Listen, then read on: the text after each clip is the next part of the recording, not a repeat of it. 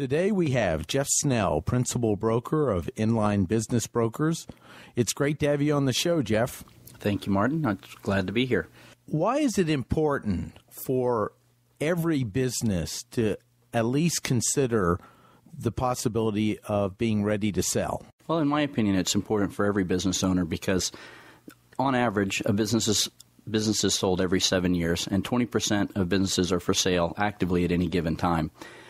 There are commonly 6 exit strategies that any business will go through, whether the business plans it or not, from a planned sale at a high market value to the death of an owner and the business imploding on itself.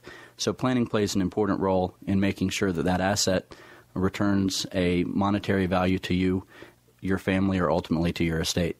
In my experience, it even helps increase the profitability for someone who doesn't sell. Well, absolutely. I think a business owner that is experienced or has counsel in how to maximize the value of their business by virtue of taking those steps is also maximizing the value of the cash flows and the profitability while they own it, since the value of most businesses is determined by a multiple of what's called in the industry seller discretionary cash flow, or the financial power of that business to create discretionary income for its owner. It is a win at the sale. It's also a win while they're operating that business. How do you determine the value of a business?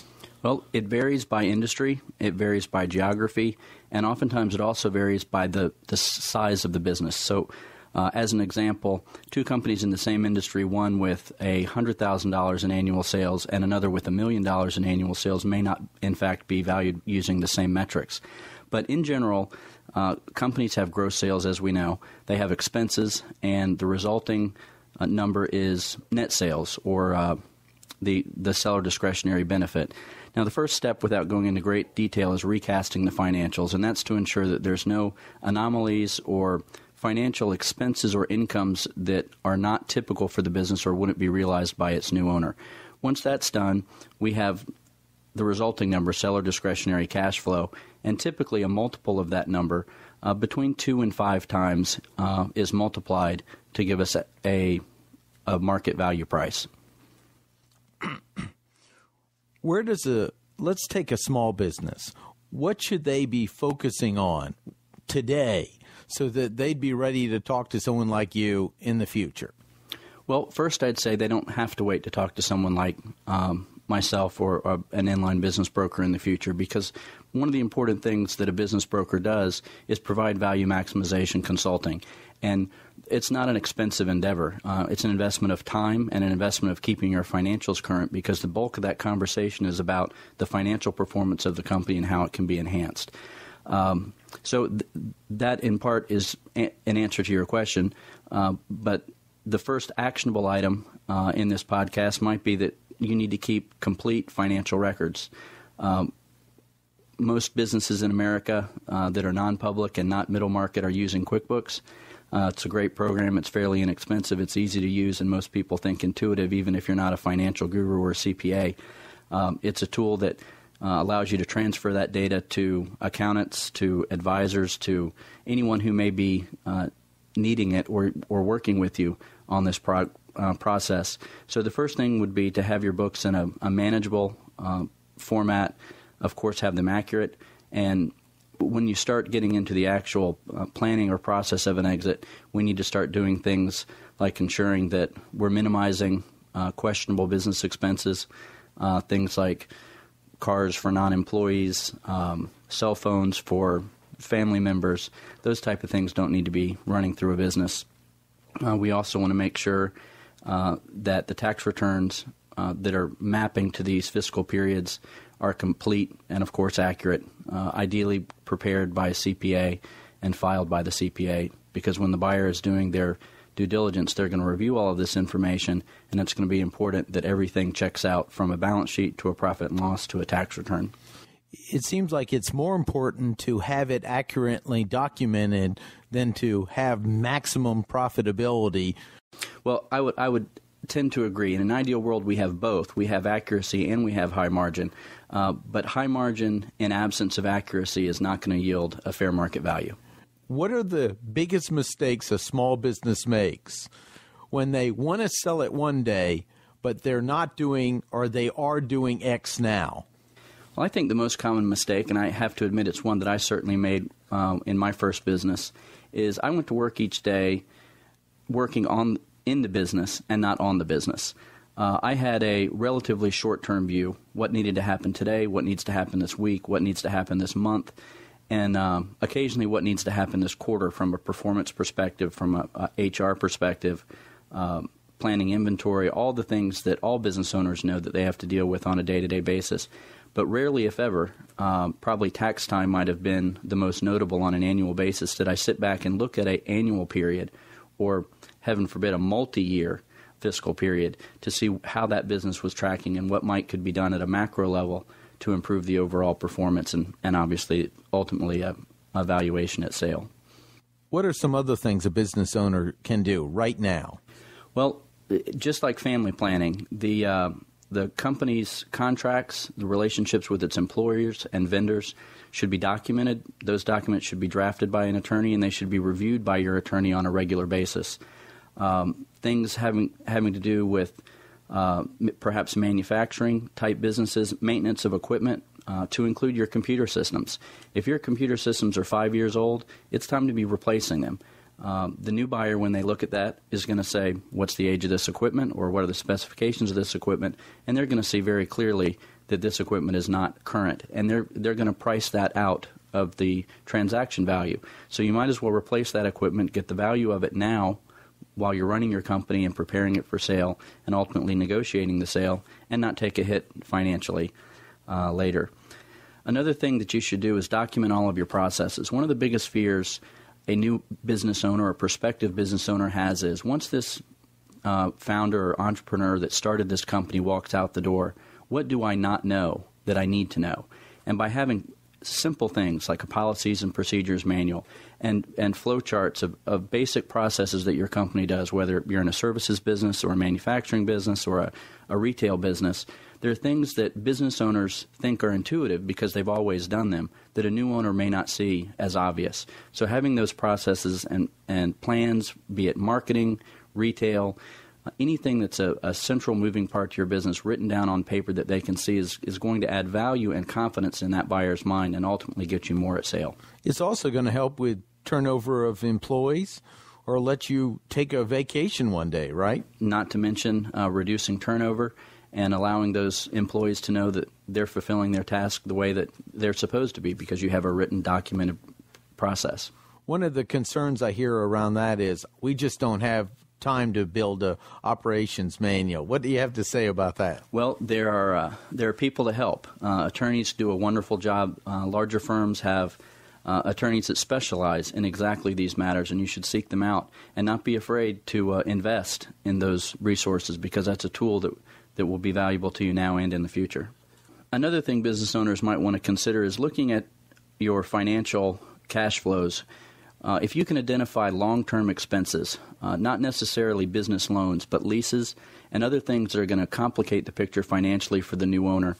Typically at the sale of a small business, we're selling the assets of the company, which means we're not selling the stock. So ownership and title to property is an important point, including vehicles, machinery, anything that's serialized, and certainly anything that there's a lease on, which may be a copier, it may be a fax machine. These leases are going to have to be addressed, generally paid at closing. So if you have the financial wherewithal to go ahead and satisfy those financial obligations prior to sale, that should make it go quicker and easier. What about your customer list in like a service business? Well, in a service business, your customer list might be your business. Very, very valuable asset, intangible, of course, but one that will be documented through your accounts receivable and your sales and perhaps your quoting process. Should not be revealed until a non-disclosure and letter of intent have been executed. One of those things you want to protect very carefully, because oftentimes your competitors have legitimate interest in your business, but oftentimes ultimately don't buy the business, and we want to make sure that there's not information that's been shared that could be detrimental down the line to the new owner. Business owners that have inventory, particularly in retail, should take stock, no pun intended, of what they have on the shelves, and anything that's out of date, non-saleable, spoiled, if it's a food service or other item where spoilage is an issue, should be thrown away if it's not saleable at all, or sold and removed from the premises. Selling a business in some ways is like selling a home in that your curb appeal is important. If someone listening to this podcast owns a retail business or a business that routinely has inventory, it's time to go through that inventory and make sure that there's nothing unsaleable or spoiled in it. New buyers don't want to come in and see a full warehouse later to realize that half of it's not sellable. Let's go ahead and sell that inventory at a discount or dispose of it so it's not on premise. I want to have you explain, what does working on the business versus working in the business mean? Because that's not always obvious in my experience with a business owner that's up to his eyebrows and just lots of things to do. Well, I think that's actually the definition of working in the business instead of on the business. When you're working 60-hour weeks, or you're overwhelmed, you're physically depleted, you're mentally depleted, all you can do is work on what needs to be done tomorrow. What is the most recent employee issue? What's the most recent client fire? What phone calls do I need to return to my banker, to my vendor, to my franchisor, whoever it is? That's working in the business. It's running around with keeping the plate spinning and trying to keep anything from crashing down this very minute. Working on the business is taking a step back from all of that, not at all to imply that that's not important. In fact, it's critical for the operation of the business. Somebody does have to do it.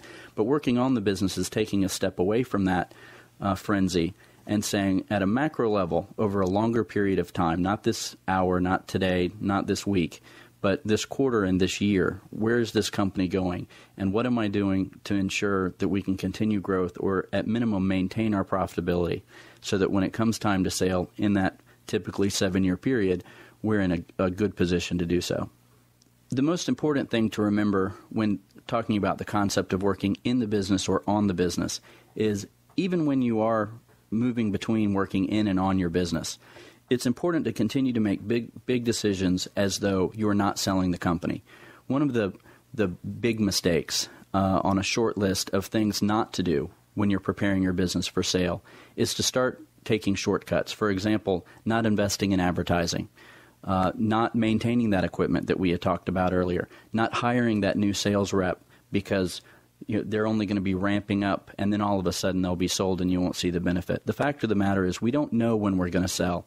And if you start making shortcut decisions because you don't think you're going to be the owner in 6 months or 9 months or a year, but in fact you are the owner in 6 months, 9 months, or a year, then you've hurt yourself and you've hurt the value of the business. So very important to continue operating that business as though you are going to operate that business for the next 100 years, because that's what the new buyer is going to want to see, that everything has been done the best it can, just as though you were going to keep it. And they're obviously going to be looking for signs that you Band-Aid the system to sell it.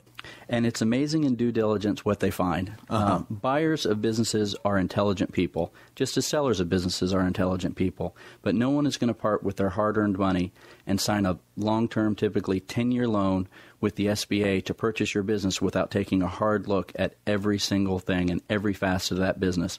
And those smart buyers are also going to bring smart attorneys, and they're going to bring smart accountants, and they're going to look at your books, they're going to look at your documents, and they're going to make sure that what you're representing and warranting that they're buying is in fact what you're selling. So you're a business owner, and it looks from the outside you're making money, and you're bringing in a bunch of money, but in the background you're late on a few payments here. You've got some stress because you missed something on the books over here. You've got some accounts payable you haven't tracked down. And you're hearing this and you might be getting a little discouraged.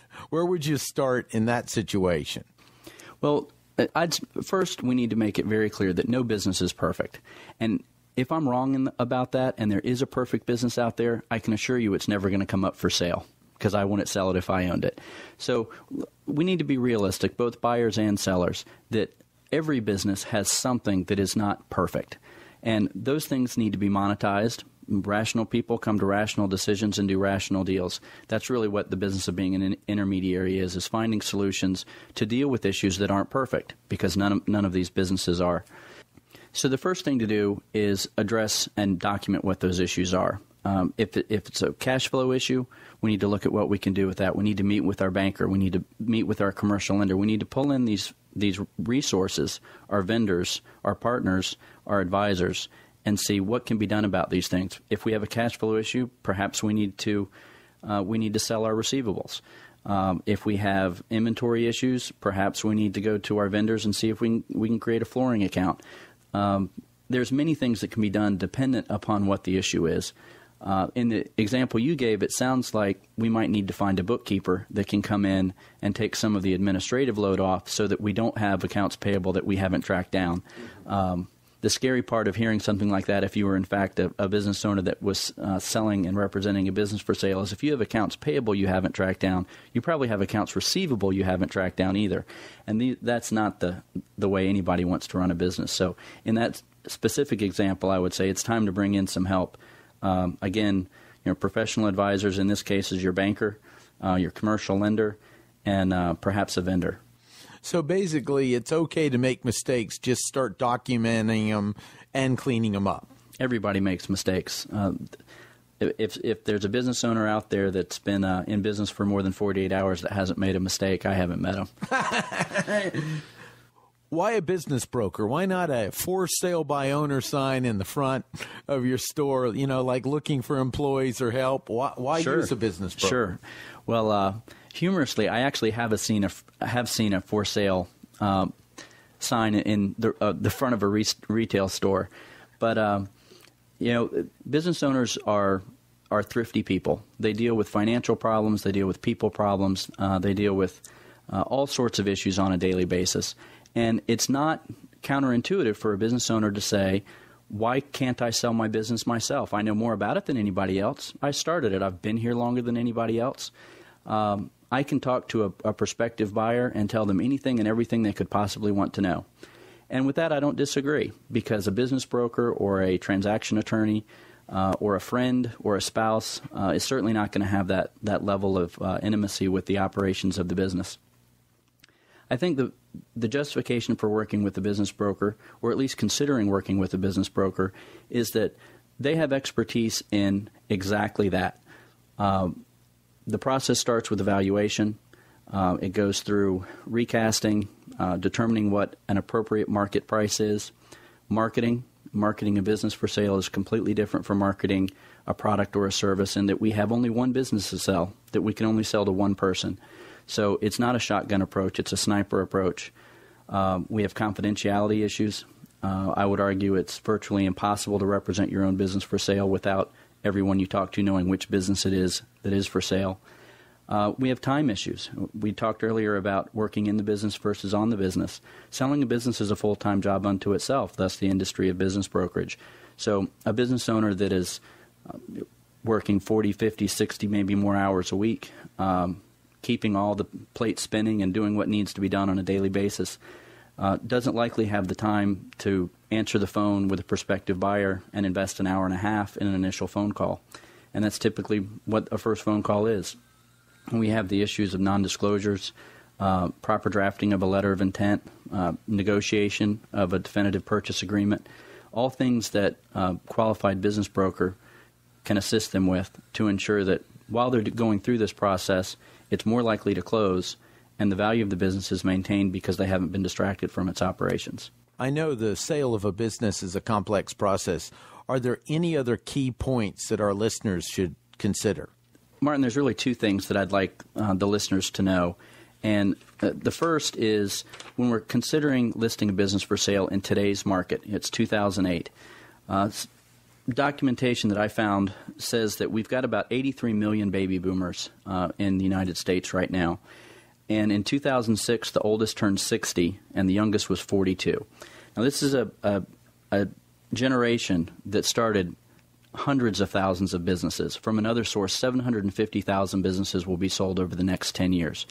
So if you're considering the sale of a business, whether you're 19, 29, 59, it's important to realize that supply and demand affects the market in the sale of businesses just like it does in fuel and oil. So there are going to be more businesses for sale every year for the next 10 years than there were the year prior, which means it's going to become more of a buyer's market. So if your business is ready for sale, or if you're ready to sell it, now might be better than later. The second thing to consider in that regard is that we have a presidential election coming up. And one of the parties has gone on record saying that if they win, capital gains taxes are going to be raised to at least 28% from our current 15% federal rate. That's 13% more than it is today. The majority of small businesses have a large component of goodwill, and goodwill is taxed at that long-term capital rate. So another thing to consider now might be better than later. The third prong to that we've been living for the last several months is liquidity issues in the credit market. We all know that residential mortgages have caused a huge liquidity problem in the public markets, but it's gone beyond residential lending. Banks have many branches, and banks that had residential lending or still have residential lending are feeling the impacts of that, and that's minimizing the amount of commercial loans that they're willing or able to give for business acquisition. So we need to be sensitive to the lending process and making sure that our buyers are properly funded. Another thing that a business broker should be able to help their seller with. The second thing, and we'll end with this, is that one of the big debates that goes along with confidentiality in the process of a sale is, should I tell my employees or not? And the answer is, it depends. Sometimes you should, sometimes you shouldn't. It depends upon the nature of your business, the relationship with your employees, the mindset of your employees. But it's something that needs to be contemplated, because at some point they're going to know, either in the process of selling or after it's sold, obviously. So think about that point. Work with your advisors, your attorney, your accountant, your banker, your vendors, and if you choose to, a business broker. I hope everyone listening to this show will use all of their professional advisors to their fullest when planning the sale of their business and ultimately selling it for their maximum value.